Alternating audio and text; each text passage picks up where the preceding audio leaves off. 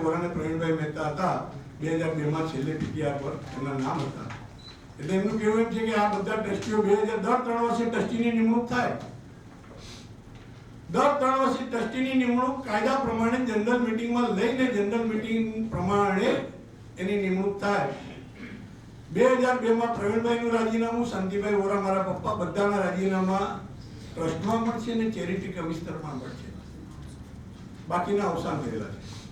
એ પછીના દર 3 વર્ષે જે ફેરફાર રિપોર્ટ ભરાયા, બધા કોઈ મોડા ભરાયા, એ બધાની કોપી પણ આપેલી છે. અને 2020 કોર્ટે જે આદેશ કર્યો, કોર્ટના નિયમ પ્રમાણે વિડીયોગ્રાફી સાથે એ નવા ટ્રસ્ટીઓની નિમણૂક થઈ. હવે 2002 થી લઈને 2020 સુધીના ટ્રસ્ટીઓની જે નિમણૂક થઈ, એ નિમણૂક પત્રમાં અંકિત મહેતા અને જયેશ મહેતાની ટ્રસ્ટી તરીકે અમે ટ્રસ્ટી જેની સંમતિની સહીઓ છે એ પણ કોપી તમને આપેલી છે. બીજી કોપી ડિટેલમાં જોઈએ તો પણ મળશે. 6 નંબરમાં છે, આપ જોઈ શકશો. 6 નંબર તમને જે પેડ આપી છે એમાં 6 નંબરમાં પુરાવા પણ છે. બસ એમની સહી છે, અંકિત મહેતા, જયેશ મહેતા, કે આ લોકોની ટ્રસ્ટીમાં અમારી સંમતિ છે.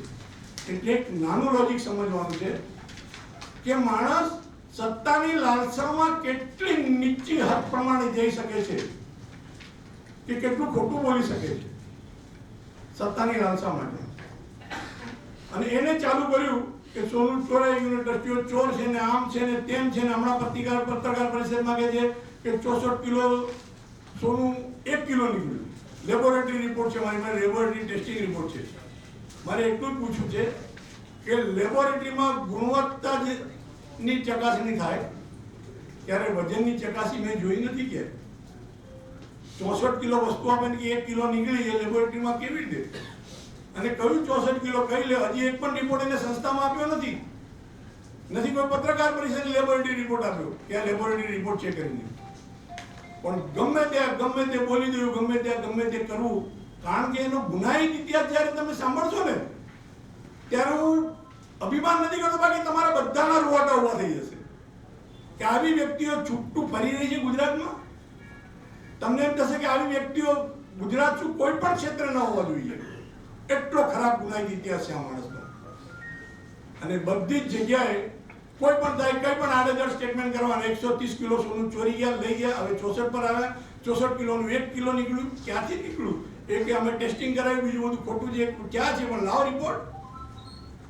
દાદાની ત્યાં જે સોનું લાગ્યું છે એ તો ત્યાં જ છે.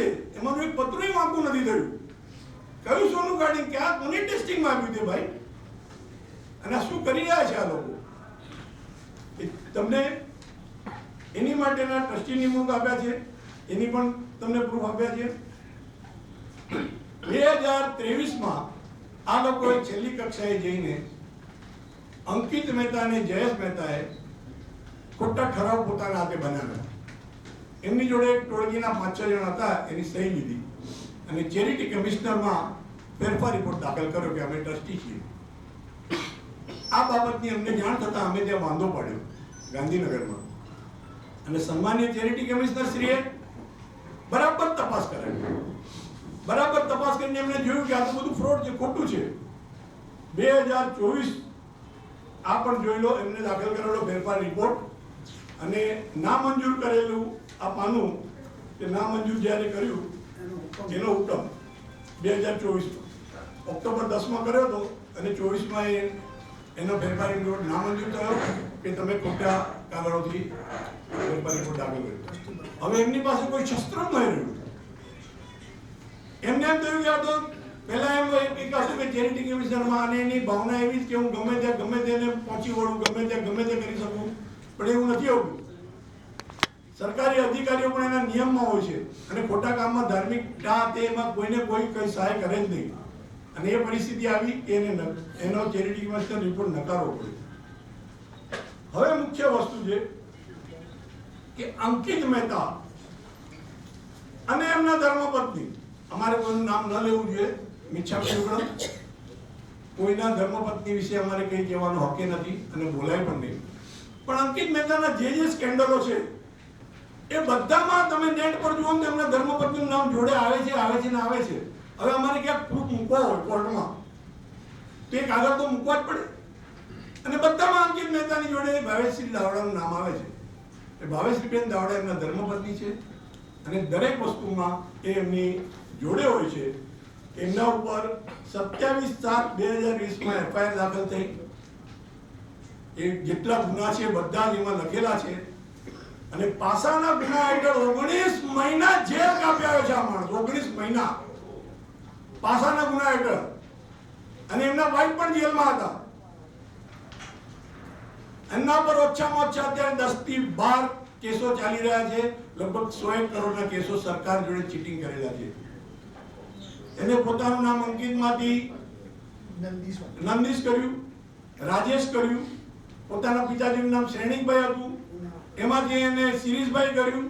અને એક કેસ તો એવો બન્યો છે કે એક જેલમાં એને પોતાનું આઈડી પોતાનું નામ બદલીને મેહુલ વાઘેલા કરીને આપ્યું રાજકોટની જેલમાં. આટલા કૌભાંડ કરીને આ માણસને એક જ નજર હતી કે મોડીમાં અંદર ઘૂસવું અને પ્રભુના ઘરેણા હોય કે કેસ હોય આ બધું પચાવવા. કારણ કે શું છે, ઓલા આગળ બે ચોરી કરી ગયા ને એને તો સોનામાં હાથ નાખીને ચોરી કરીને પકડાયા. ત્યાં આ માણસ એટલો બધો બિલિંડર છે કે સોનાનો હાર પડ્યો તો ડુપ્લિકેટ એકવાર પિત્તળનો બનાવી લે, ફોટો પાડે, એ હાર ત્યાં મૂકીને સોનાનો લઈ જાય. એટલો માસ્ટર માઇન્ડ છે આનો. જેથી કોઈને ખ્યાલ નહીં એમ કે ટ્રસ્ટી બનું તો મને આ સત્તા મળી જાય, ચાવી રાખવા મળે અને આ બધું કરે. પણ એટલું સહેલું કોઈ જગ્યાએ હોતું નથી. ક્યાંય અમારા એ નિયમ છે કે 4 ટ્રસ્ટીઓ તો 2 ટ્રસ્ટી હાજરી હોય તો જ ખોલાય અને સ્ટાફના 3 માણસ હોય. આજે 8 ટ્રસ્ટીઓ તો 4 ટ્રસ્ટી હોય અને તિજોરીમાં 3 ચાવી અલગ અલગ હોય. 3 જણ ભેગા થાય તો તિજોરી ખુલે. આ બધી વસ્તુ જ્યારે એને જોઈ પણ એની લાલસા એટલી બધી વધી ગઈ હતી કે કંઈ પણ નીચા સ્તરનું કામ કરવા તૈયાર થઈ ગયો. અને છેલ્લે એનું કંઈ ન ચાલ્યું એટલે એને બધી જ ટ્રસ્ટની બદનામી કરવાની ચાલુ કરી. પાસાના ગુના હેઠળ તો હજી આ 19 મહિના જેલ કાપી છે. સ્ટેટ બેંક ઓફ ઇન્ડિયા છે, બીજી જેલો છે, બીજી કેટલી પ્રાઇવેટ પાર્ટીઓ છે, કોકના પૈસા લઈને આવ્યો છે. આવા તો કેટલાય કેસો એના ઉપર ચાલે છે અને ભાગતો ફરીને એ આ બધા જ કામ કરી રહ્યો છે. હવે એમના અને એમના ધર્મપત્નીના ગુનાઓ ખાલી એક નાની ક્લિપમાં જોઈ લો, વિડીયો ક્લિપ.